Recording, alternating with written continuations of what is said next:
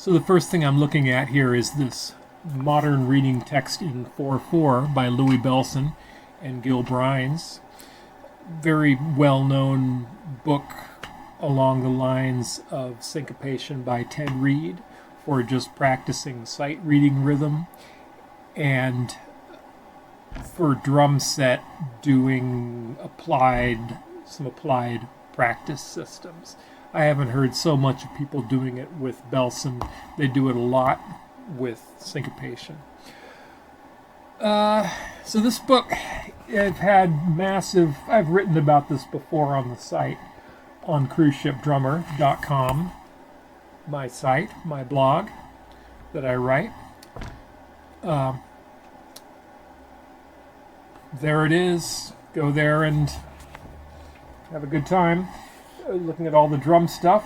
I've written about this book before, about my big problems with it, why I don't use it. I cannot use it. So the deal with this thing, I'll go over my complaints about it. It really covers rhythm pretty thoroughly in 4/4 time. You know, dealing with eighth notes, syncopation, triplets, 16th notes, quarter note triplets. What else? You know, all the usual stuff, dotted rhythms, 30-second notes, everything. What it does not do, I mean, it is pretty systematic about that as well, I guess. You know, there will be one page dedicated to one topic. You know, when we get into the 16th notes, there will be the rhythms are all quarter notes and eighth notes, and then just the E of the beat, or just the E-anda of the beat, or the anda, or whatever other 16th note rhythm, which should be a useful thing, except the rhythms really aren't written with any idea of having any musical logic whatsoever. It's always on a programmed mathematical logic. I'm looking at the page here, 27, which is dedicated to the anda rhythms. And they'll do the anda on one with quarter notes in the rest of the measure, then anda on one with the eighth notes in the rest of the measure, and then the next two measures, the anda is on the 2, and then on the 3, and the next two measures after that, then the 4. It's just a purely mathematical progression that they do. Which, I mean, maybe that's all right. It just makes there's no sense of it being, at all, of it being a piece of music. Which is okay, I guess. The problem here is, and it's not terrible in this part of the book, they'll write the rhythms in some funny ways. So we'll see here on page 29, we'll have the E's and the U's are sounding in the rhythm, and they'll either write that as a 16th rest, 16th rest, 16th note, 16th rest, 16th note, with the notes being together, or is the notes just on the flags by themselves. He hasn't written it in a really common way, which is to see 16th rest, 8th note, 16th note. That's the most normal way to see it in drumming literature. That particular thing. We don't get that here. And you know, I'm seeing the of the beat sounding, the last 16th partial. And they'll write it variously with an 8th rest and the 16th rest, or a dotted 8th rest, or 3/16th rests. Which, okay, we get used to seeing those things, I guess, but it's just kind of a cluttered, nonsensical page. You know,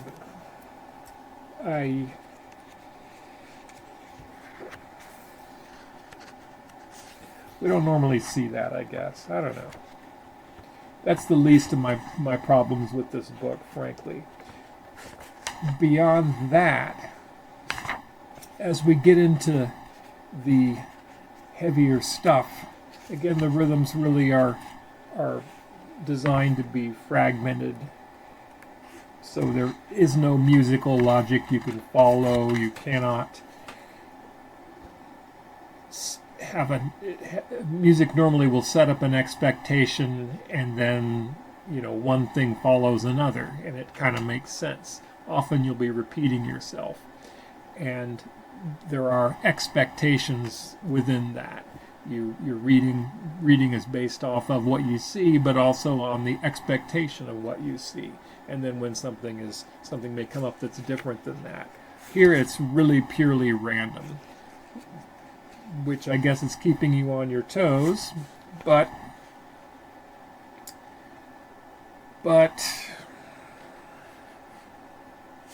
whatever.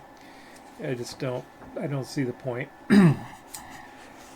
And we get lots of, we have here several on page 39, several 16ths in a row with tied, tied, tied. There would be no reason to put that in a piece of music. And if it did, if they were slurred together on multiple notes, possibly on another instrument, there would be that cue to go off of. Just seeing them all on the same line like they are here is really nonsensical. You see, you just never see it. And going deeper and deeper into it, there is the notation is just completely screwed up. In notation, there are some common practices that make it easy to read. We have beats contained within beats for the most part. Notes and rests grouped together, so the individual beats are easy to spot.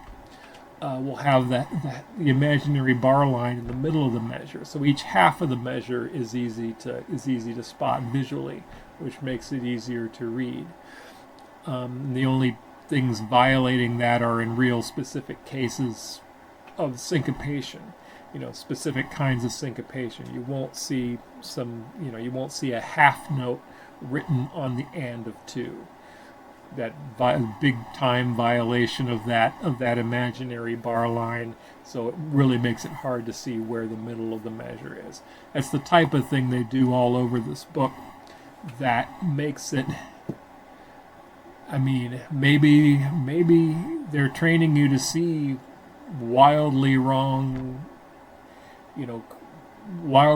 notation in that's in a critical reading situation. That's the other part about it, is you're not ever going to be in a critical reading situation where the notation is that goddamn wrong. So it's dealing with a false situation and creating all kinds of other ideas in the user's mind, the student user reading this book. Someone could deduce working from this who wasn't real totally educated or wasn't real not very critical reader. They could get the idea that notation can just be anything at all that can fit within a measure of 4/4 is fair game, and that's not the case. It mathematically works, but any professional musician that you put that in front of will tell you to go to hell. I'm not reading this. That's what I would do anyway. Barring a situation where, a very high stakes situation, which you would not see that type of notation in it.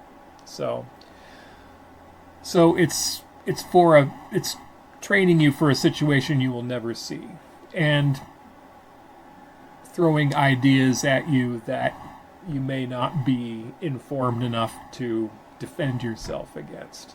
A lot of people, you'll see recommendations for this book on the internet, which is full of people self-teaching without maybe great great private teachers who aren't that informed, unfortunately. That's reality. And they would look at this book and they would draw all kinds of conclusions about what is acceptable practice in writing their own music. So that's my big problem with this sucker. You can go through search. If you search Louis Bellson on cruiseshipdrummer.com, you will my critique of this book will come up, and I go through it pretty thoroughly and just say every bloody thing that I think is wrong with it in practical terms. So there you go. There is an odd time reading text that is this book on steroids and LSD and bath salts, whatever other degraded form of chemical you can put in your body to alter your consciousness and outlook and perception of reality went into that book, seemingly. Well, the other one, odd time reading text. It's really, really quite virtually useless to me as a student. So, at the same time, I did do a post of paradiddle exercises that you can do with that section, that first section I was looking at, the 16th note section, 16th note rhythms. You can do a paradiddle system with that that's reasonably okay. Don't know if it's the best thing on earth ever, the best way to practice your paradiddles, but it's a way to use this book. So there you go. Not sure what else to say about it, but just it doesn't need to be that hard, and it usually isn't. So, and I'm really not convinced that they're truly training people to read better. Usually on a melodic instrument, I mean, it claims to be for all instruments, but usually on a melodic instrument, you have a line to work with. That's helpful in making sense of some of these very more remote rhythms. It just helps you understand them. There's cues like that, and of course none of that is here. It's all written on one line of middle C or treble clef C. So yeah. Moving on.